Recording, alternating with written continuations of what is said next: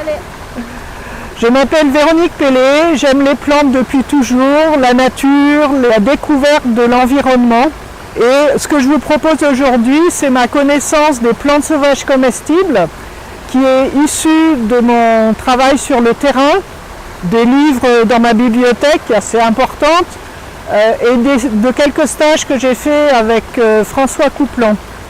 Et tout ça, je le transmets depuis 2010 à des personnes autour de moi. J'emmène les gens en balade, ce que j'appelle des balades gourmandes, pour leur enseigner la connaissance des plantes sauvages comestibles. Même cet enseignement m'a apporté des informations supplémentaires parce que je voyais que les personnes ne comprenaient pas tout de suite. Donc du coup, j'ai cherché comment je pouvais encore mieux leur montrer les plantes sauvages comestibles et ce qu'il était important de dire. Et je le fais avec des personnes qui n'ont aucune connaissance en botanique.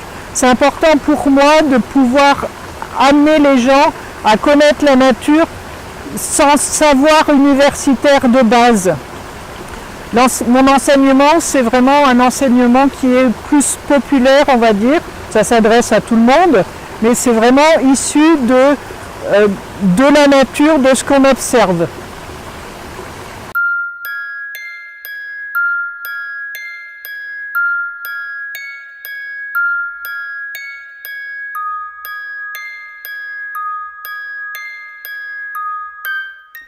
Dans la série Secrets des plantes sauvages comestibles, je vais vous parler aujourd'hui d'une plante symbolisant la fidélité pour les amoureux, le lierre terrestre.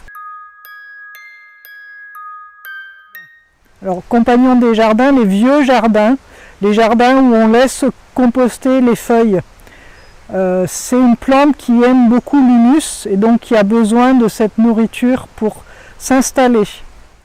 Comme l'ortie, c'est une plante en fait qui est ce qu'on appelle rudérale, qui nous suit depuis la nuit des temps et donc qui, comme l'ortie, indique les sites archéologiques des lieux où ont vécu les humains autrefois. Le lierre terrestre, de son petit nom, s'appelle Glechoma ederacea.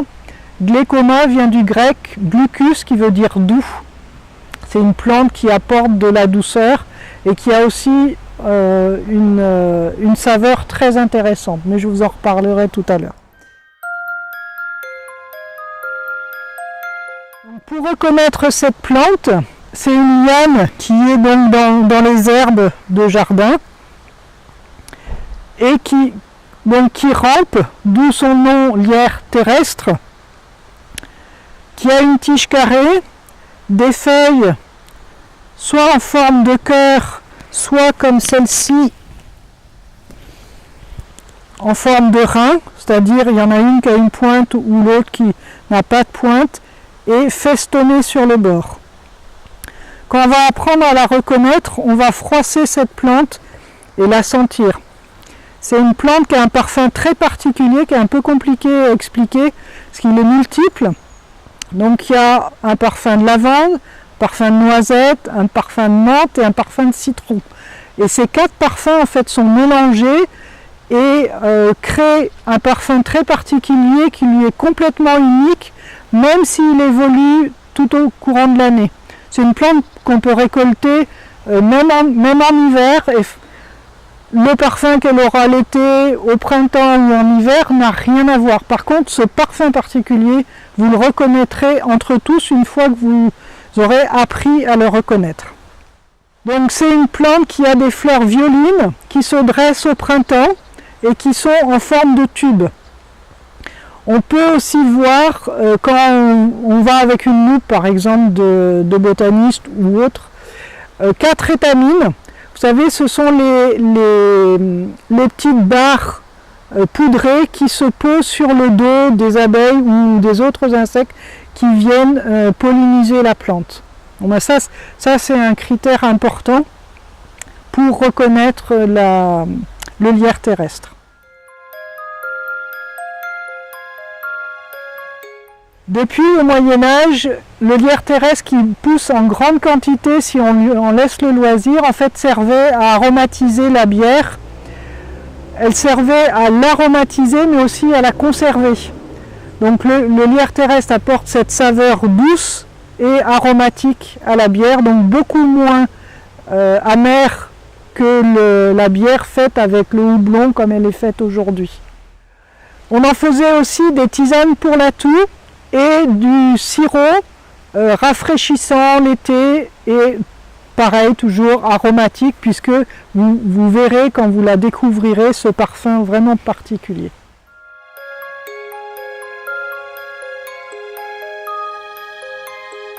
À propos des nutriments, là je ne peux pas vous dire grand chose. Le livre de référence de François Coupland n'en parle pas et je n'en ai pas trouvé ailleurs qui donne des chiffres particuliers autres que il y a des protéines, il y a des minéraux, ça c'est évident, mais combien je ne sais pas, je ne peux pas vous en parler.